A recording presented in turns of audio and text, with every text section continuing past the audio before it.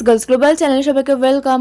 BTS এর hooligan গানটা কি শুধু এনার্জেটিক ট্র্যাক, নাকি এর ভেতরে লুকিয়ে আছে ডিপার মিনিং? এই গানটা শুনলে মনে হয় সব রুলস ভেঙে যেন সব কন্ট্রোল ছেড়ে দিয়ে তুমি নিজের মতো হয়ে যাচ্ছ, কিন্তু কেন?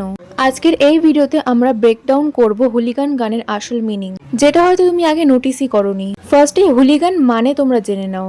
এমন একজন মানুষ যে রুলস মানে না, একটু ওয়াইল্ড, রেবেলিয়াস, আর কখনো কখনো একটু ট্রাভেল মেকার টাইপ। তো এবার চলো বলি হুলিগান গানের মানে কি।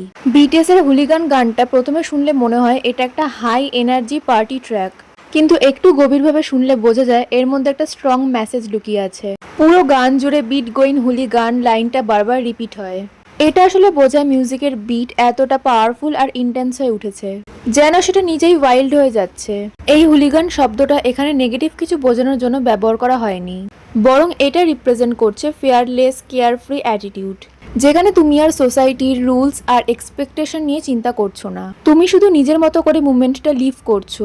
We acting a full again লাইনটা শুনলে মনে হতে পারে তারা নিজেদেরকে ফুলিশ বলছে, কিন্তু আসলে এখানে ফুল মানে হচ্ছে জাজমেন্ট ফ্রি হয়ে যাওয়া।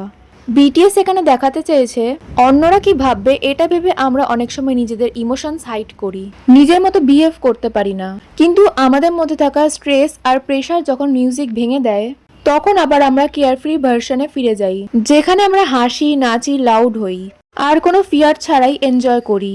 এই জায়গাটাই হুলিগান ভাইব। গানটার আরেকটা গুরুত্বপূর্ণ দিক হলো বেস লাইন আর rhythm. Why this bass line slapping so rude?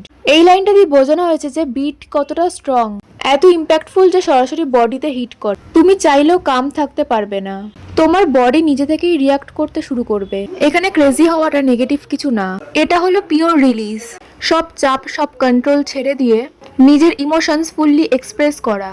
এরপর গানটা যখন সামবডি মুভ লাইনটা ব্যবহার করে তখন বোঝা যায় এটা শুধু একজনের ফিলিং নয়, এটা একটা কালেকটিভ এনার্জি। সবাই একসাথে এই ভাইব ফিল করছে, সবাই একসাথে নিজের কন্ট্রোল ছেড়ে দিচ্ছে আর সেই মুমেন্টটা শেয়ার করছে।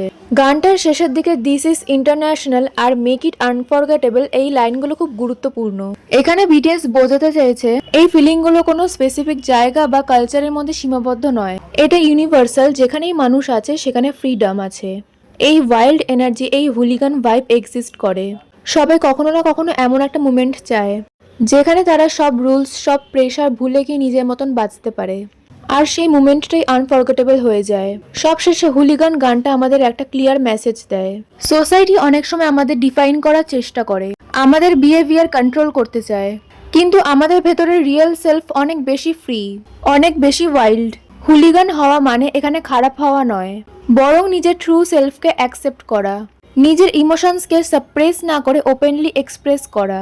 বিটিএস এই গানটার মাধ্যমে বলতে চেয়েছে কখনো কখনো একটু রুলস ভাঙা, একটু ক্রেজি হওয়া, একটু আলাদা হওয়াই আসল ফ্রিডম, আর সেই ফ্রিডমটাই আমাদের জীবনের আসল ফিলিংস। তো গাইস, আজকে ভিডিওটা এই পর্যন্তই। ভালো লাগলে একটি লাইক এবং চ্যানেলটি সাবস্ক্রাইব করে দিও, আর তোমাদের হুলিগান গানটা কেমন লাগে আমাকে কমেন্টে জানিও।